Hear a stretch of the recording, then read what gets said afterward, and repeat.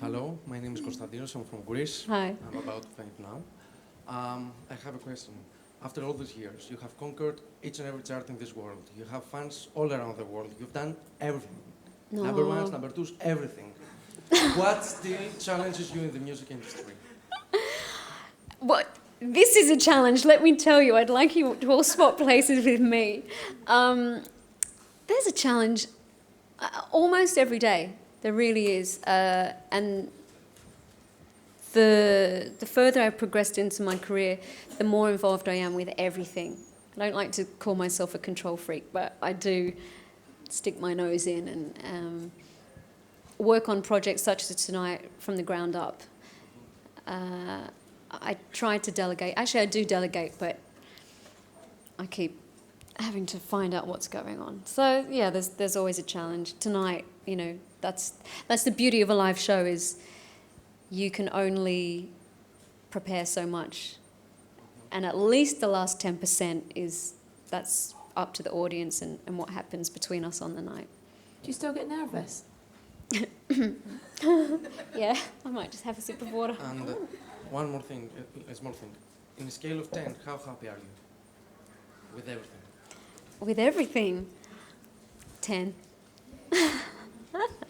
Lady over there, the microphone. Hello, my name Hello. is Lena Ladin from the Swedish newspaper Expressen. Hi. What would you like to say to your Swedish fans today? Hello. Hello. I don't know what else to say. Wish you could all be here. I guess I should mention, actually, this is the one-off Money Can't Buy show, and my manager initially, sorry Terry, I keep naming you, he's a bit shy, named it the Money Can't Buy show, and we all said, oh, that's a terrible name, it's so corporate, and money can't buy. But we couldn't think of a better name, basically, and it did seem to stick and work. And it's the first time I've done anything like this. I tried on the last 2 albums, but it just cost too much. So finally, dear EMI, wherever you may be, look, it worked! So far, so good.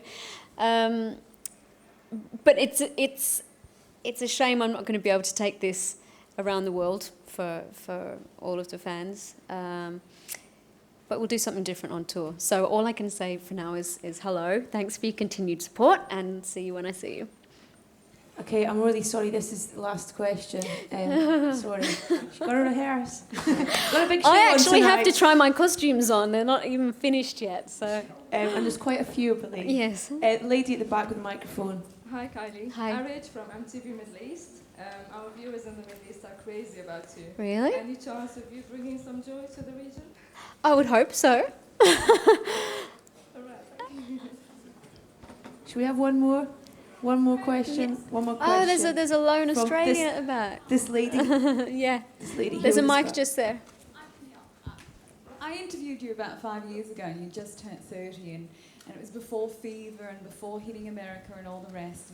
And you seemed fairly happy then. Mm. And I remember you were being awarded the prizes for Australian Best Export. You'd beaten wool and sheep. And that is saying something. Right, well, so Yeah. You certainly surpassed that now. Now you're 35. It's phenomenal to be at the top of the pop industry at 35 for a woman. You can't deny it. Is there something about this that you'd like to say to other female artists that they should? Well, I'm happy to be representing the slightly more mature end of the market, but I don't feel that way. I feel extremely grateful for all the experience I've had, and I look back at anything from my career in the past, be it as simple as a photo session or a tour or whatever it might be, and I look at that and just think, I remember at that time wishing I had my own stories, like, how do I explain this? At that time, I would see an interview with another artist who's probably my age now, and they'd have these stories, yeah, you know, I met so-and-so, and they said, hey, do you want to do a record? And we did it. And then la-da-da was there and jumped up on stage. You know, just stories about being in the business and the the camaraderie, the collaborations, the people you get to know, how they help you, how you artistically work together or find a personal friendship. And of course that couldn't happen to me back then because I just didn't have my stripes yet. So though I don't feel anything particular about being 35 in this industry, I'm pleased and amazed to still be here and have the opportunities for me to do more. For all we know, I could be capable of doing more, but I might not have been given the opportunities, so that's really important. And I don't know where I'll be in 10 years' time, but I would still like to do this for the immediate future anyway. I would love to ask everybody here, but I'll ask you this. How has an Australian girl from Melbourne managed to charm the entire world? I don't know. You do know. I try to be myself. I think that I certainly couldn't have been projecting a lie for 15 years. I like people generally. I'm pretty trusting. I've had to learn that not everyone should be trusted, but I do try to have a positivity and lightness. Doesn't mean I'm like that when I get home all the time. I definitely have low periods, but that's normal. That's so I can come up again. One last, I know this is just on the music. No one ever talks about the fact that you're co-writing on these songs. Mm. You might want to give yourself a bit of a plug.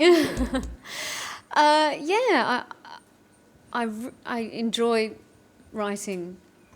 I haven't written so much on this album, but even if I've written, they're kind of like little pets or little children or something. We work on these projects, and it is amazing to start the day in the studio with nothing. And I work with great people who are very talented and also very funny, so I laugh a lot in the studio.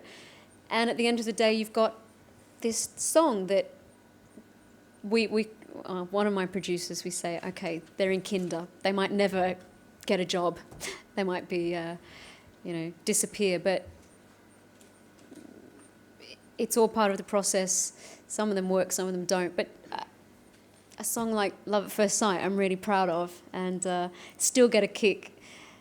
I almost forget that I've written that when I'm performing it, and then I think, they're all singing the words. So yeah, it's not something that I speak too much about. It's there and it's enjoyable, and if people care to notice it, then that's great. Thank you very much.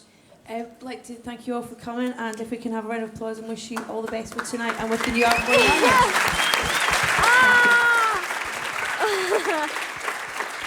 Thank you very much. And sincerely, I'd love to come to all of your countries. That's not just talk. I really would like to. So hopefully I'll see you soon. And enjoy the show.